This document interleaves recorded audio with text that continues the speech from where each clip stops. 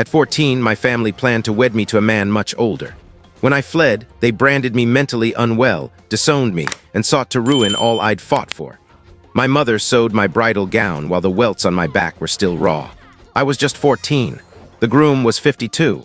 She hummed gently as her needle wove through the crimson cloth, her hands tracing the golden patterns as if crafting something holy. She didn't even glance at my bruises. That morning I shattered a glass while serving tea. They called me careless, insolent. I received 10 strikes with a belt. No explanation needed. In our home, pain wasn't discipline, it was conditioning. Silence was how you stayed alive. You didn't speak unless addressed. You ate only after the men were done. You never questioned why a man older than your father asked about your height or if your frame seemed fit for bearing children. And you never ever asked about the girls who vanished. I won't share my name yet. The city, right here in America, that's what shocks people. We weren't in some remote village. We lived in a tidy suburban neighborhood with manicured lawns and chatty neighbors. My parents ran a business, smiled at school functions, and waved, "Have a nice day," to the mail carrier. No one peered past our front door. Inside, it was a different realm, a place where obedience equaled love, modesty ensured survival, and your worth hinged on how well you followed the rules. I recall the day my cousin Layla got her first period. There was a party, sweets, henna, gold bracelets. She was 12. That evening, she was betrothed to a man who owned a shipping firm in Texas. He was nearing 50. His prior wife had grown ill after her third child. Layla didn't weep openly, just a single tear slid down her face before her mother whispered, "Smile, you're fortunate." That night, I couldn't sleep. I'd already begun what I called my quiet fading. I skipped sweets, avoided bread, took tiny bites under watchful eyes. I flushed food down the toilet, tucked it into napkins. Thinner girls developed later. That was my plan. No weight, no periods, no marriage. It worked for a time. While others were fitted for wedding jewelry, I remained gaunt and pale. My cheekbones jutted out, my clothes sagged. The aunties murmured, "Is she ill? Something's wrong." One suggested I was jinxed. I didn't care. Every month without a period was a secret triumph, a silent defiance they couldn't detect. Still, they kept grooming me. Every Friday from 1 a.m. until dawn, I had to cook and serve meals for the male relatives. No sitting, no speaking, no errors. If I made a sound or met someone's gaze, I was disciplined, not with shouts that would have been too simple. My hands were forced to grip scalding pots without mitts. My skin stung from splattered oil. My feet throbbed from standing for hours. Each night, my mother applied skin-lightening cream to my face, whispering, "To make you more appealing." The chemical citrus scent made me nauseous, but I stayed silent. I always stayed silent. I played my part flawlessly. I smiled, said I wanted a family, praised our customs, and acted eager to follow the women before me. But inside, I was observing, meticulously noting who vanished and who returned changed. I began a record, names, ages, odd stories, hushed warnings shared between girls at family events. I hid my journal beneath a floorboard, wrapped in a shawl, written in code for safety. I wasn't just saving myself anymore. I was planning something greater. Yet I was still a girl in a house where every wall listened and any defiance tarnished family honor.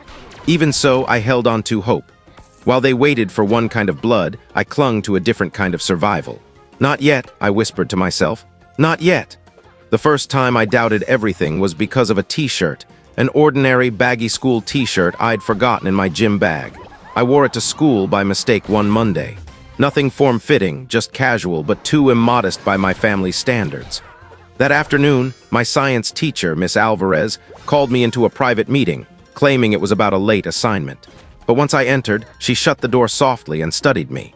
Her gaze lingered on my long sleeves, worn despite the 90-degree heat. She asked if I was okay, if I was eating enough, if things were fine at home. I nodded, smiled, lied. "Just tired, miss."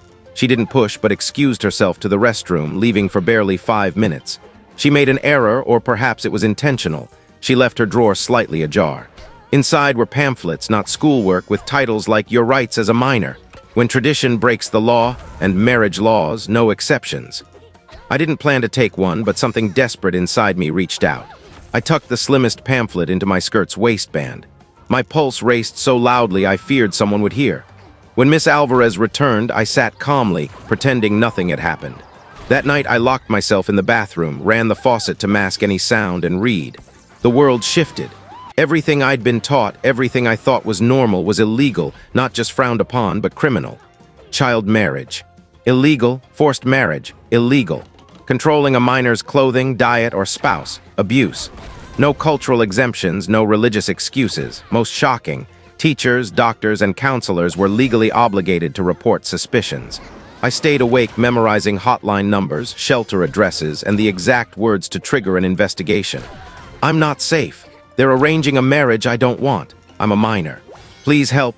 Over the next weeks, I moved differently, still compliant, still quiet, but more alert. I watched which cousins hadn't gotten their periods, which girls still attended school, which teachers might listen.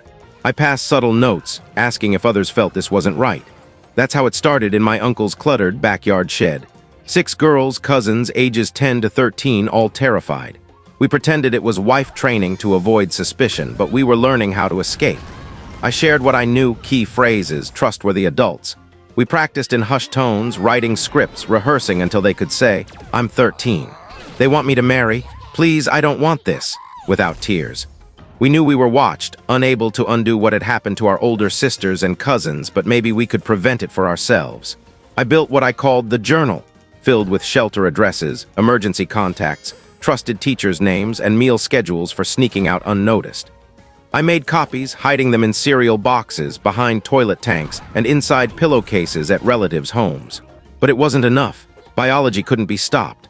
The day my body betrayed me, I was chopping vegetables at 6:40 a.m. I saw red staining my white dress. For a moment, I thought I'd cut myself, but then dread hit. Not now, I thought. Not yet. I froze, knife in hand. My mother's shout pierced the kitchen, not fear, but joy. "She's ready." Within minutes, every woman in the house embraced me, weeping, praising God. By evening, my father had selected my groom. He didn't ask me, he didn't need to. Blood wasn't just biology, it was a contract. The man, Jamal, was 52, owned construction firms across 3 states, widowed twice, no children, or so they claimed. Whispers told of young wives, too many pregnancies, organ failure by 23. My father called it a blessing. My mother called it fate. I called it a deadline. The wedding was set for 2 weeks later.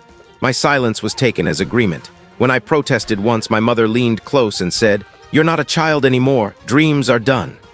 That night, I passed my journal to Noor, a girl from our shed group. She'd got her period 3 days after me, her engagement announced at dinner. Her groom was 51, with grown children, one a grandfather. As the men toasted, Noor stared blankly. I slipped her the journal under the table. "Memorize it," I whispered. "Give it to your history teacher tomorrow. Use the exact words." "What about you?" she asked. "My wedding's in 2 weeks. I'll find a way." I didn't. The next night, Child Protective Services, CPS, knocked.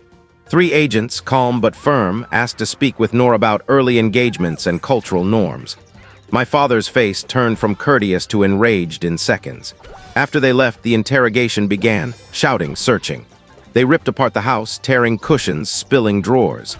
My uncle found the shed and a singed copy of my notes I thought I'd hidden well. My father summoned me to the living room, family gathered. He held the journal like evidence of betrayal. "This poison came from you, didn't it?" I didn't answer. He burned it before me, called me a curse, a blight, a sickness. Then he declared, "The wedding is tomorrow morning. No more chances to shame us." I didn't sleep. I packed a plastic bag under my mattress with clothes, 2 energy bars, shelter addresses, and $20 I'd stolen in crumpled bills. At dawn, my mother entered with a veil. "Get up," she said. "The stylist arrives in 30 minutes. I clutched my stomach. "Something's wrong," I whispered. "It hurts," she squinted. "You used the bathroom 20 minutes ago. Please," I begged. "I'm sick." A sick bride was a bad omen. She relented, annoyed. 5 minutes, then you dress." I bolted to the bathroom, locked the door, and climbed onto the toilet. I retrieved my bag from a loosened ceiling tile. I flushed the toilet for effect, ran the sink, groaned loudly, and banged the wall. "Mama, my stomach, it's bad." "Open the door," she yelled. I couldn't. She called my father. Footsteps, pounding fists. I pushed the tiny window, its paint cracked from nights of scraping with a stolen knife. It gave way. I shoved my bag through, then my shoulders. My hips stuck. I twisted, pushed, bit my lip. The lock splintered behind me. One final heave and I fell 6 feet onto muddy grass. My ankle twisted but held. Shouts followed as the window burst open. I ran, barefoot, nightgown clinging, hair loose, bag gripped tight. I darted through yards, dodging dogs, slipping on wet grass, hiding behind bins as cars roared nearby. "Check every street," I heard. I cut through neighbors' yards, past porches, through an alley. I recognized my cousins' voices, Amir, Tarek, hunting me. They had cars, I had bleeding feet and one broken sandal. But I knew the path, 4 blocks to a bus stop. I reached it as the bus pulled up. The driver, an older woman with gentle eyes, opened the door. "Please," I gasped. "Downtown, I'll pay later." I'd left the $20 behind. A woman in the front row paid my fare. "Sit, child," she said softly. I sank beside her, trembling. Outside, Amir's car screeched into the lot. I ducked. The woman shielded me. "You're safe," she whispered. We rode 30 blocks in silence. At the courthouse, she helped me off, slipped me $10, and left without a word. Inside, feet bloodied, clothes damp, I clutched my bag. "I need a protective order," I told the clerk. "I'm 14. They're forcing me to marry." "Today," she stared, then stepped around the counter. "You're in the right place, sweetheart. Let's keep you safe."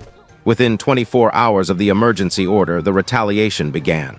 Voicemails from unknown numbers, cousins pleading, uncles coaxing me home. By day 3, it went public. My father posted my school photo on Facebook with my full name, claiming I was missing, mentally ill, misled by outsiders. Shared over 400 times, it spread lies. I'd stopped medication, believed delusions was a danger. They used the same labels for any girl who rebelled, unstable, confused.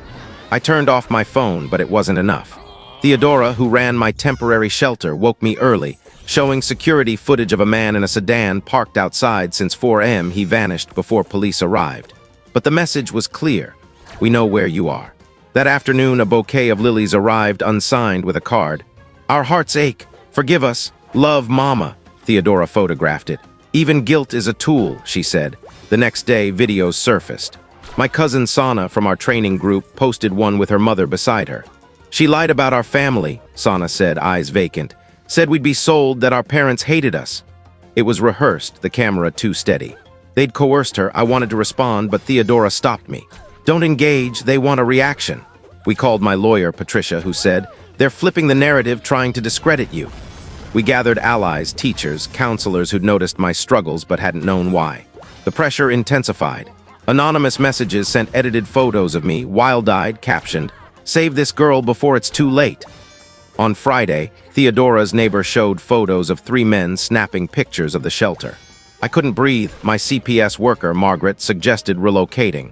Theodora snapped, "If we run every time they scare us, they win." But I knew this place wasn't safe. At 2:43 a.m., the backyard motion sensor triggered. We watched shadows on the security feed, one at the window, another testing the door. Police took 11 minutes to arrive. The men were gone, leaving footprints and a note in our native tongue. "This isn't finished." By Sunday, I fought back. I called Miss Alvarez. "Those pamphlets, we need more." We met at a library 2 towns away. She brought supplies. I brought my rewritten journal, now streamlined. We had hotline numbers in math equations, shelter addresses in fake permission slips, legal terms in study notes. Within 48 hours, we distributed 30 packets through school nurses, mandatory reporters. By Thursday, 50. Some were discarded, but others reached girls who needed them. My new phone, shared only with Theodora and Miss Alvarez, rang from a blocked number. A young voice whispered, "We found your journal, 6 of us. Can you help?" I grabbed a pen. "Tell me everything." By week's end, I had 6 names, girls aged 12 to 16, 3 engaged, 1 set to leave the country. They'd shared my journal's pages, memorizing hotlines, practicing legal phrases, but fear lingered. "What if they find out?" one asked. "You try again," I said, "until you're free." The backlash was swift. My father's lawyer filed a motion to charge me, a minor, with corrupting others, spreading anti-family ideas and disrupting cultural traditions. It was baseless, but Patricia said, "They're trying to intimidate you. If we falter, they control the story." We pushed forward. Miss Alvarez contacted a journalist who'd covered hidden abuse. "No name, no face," she promised, "but your story must be told." We built the Freedom Network, real, not just whispers. Theodora got a P.O. box. Miss Alvarez worked with nurses and counselors. Patricia crafted legal guides disguised as syllabi. I translated key pages into other languages, as girls from different backgrounds found us. We hid guides in textbooks, library stacks, bathroom stalls at schools with immigrant communities. Each time a girl reached a trusted adult, hope sparked. Then came the fire. Saturday morning, a tinted car stopped in our complex's lot. 5 minutes later, it was ablaze. Firefighters found charred dolls in wedding dresses in the trunk. A clear threat, you saved them. They burn, Margaret urged relocation. I refused. They want me scared, silent. We compromised. Panic buttons, retired officers on shifts, rerouted emergency lines, no sleeping in the same room twice. 2 days later, a 14-year-old girl arrived, trembling from a similar family. She'd found my journal hidden in her cousin's room, disguised as math notes. I stayed with her, explaining her rights, watching her fear turn to resolve. Then Anna called, a girl I hadn't spoken to in months. They forced me back, she whispered. Threatened my sister. They're planning something not to bring you home, to make an example so others won't follow. My blood chilled. What kind? I don't know, but they mentioned your new school. A message everyone will see. We changed everything. Remote schooling, rotating safe houses, decoy accounts. At 5:52 a.m. Wednesday, the bedroom window alarm blared. Bathroom now? Theodora shoved me down the hall, dialing 911. Glass shattered. Male voices, not my father's or uncle's, likely hired, called. We just want to talk. Don't make it worse. I gripped a hidden hairspray can. Sirens wailed. The pounding stopped. Police found footprints, partial prints, nothing solid, but it was war. The courtroom felt icy, not the air, but the stairs. My family filled one side. Aunts in ornate scarves, uncles in suits, cousins dressed festively. My parents sat up front, my father composed, my mother dabbing dry eyes, glaring at me like I was decay. I focused on Patricia, fierce beside me. Breathe, she whispered. Truth is ours. The hearing was for a permanent protective order. Victory meant no contact from them ever. Defeat meant they could try again legally. Their lawyer spoke first, painting a loving family, a misguided teen, a cultural clash. Witnesses, family friends, our imam, my pediatrician, claimed no abuse. My mother always spoke for me at appointments. Patricia countered with photos of my scars, burns, security footage of my father with fake prescriptions, and my essays, coded cries for help. Miss Alvarez testified, noting my weight loss, fear, and veiled essays. Their lawyer attacked. Why no earlier report? I was earning her trust, she said. So you broke reporting laws? Patricia objected, but the seed was sown, Miss Alvarez as the instigator. On the stand, my legs shook, but I spoke clearly. Patricia asked, how were you trained for marriage? Who chose your fiancé? I answered, I was taught to serve, to obey. They chose him. I had no say. Their lawyer twisted it. You delayed your period deliberately. Yes, I said, to avoid marriage. You think marriage is worse than defying family? No, losing my freedom is worse. Are you accusing them of abuse? I'm stating facts. They call it tradition. Thank you for watching my story. If you enjoyed it, please subscribe and press the bell icon. Stay tuned for more real-life stories. Get more experiences.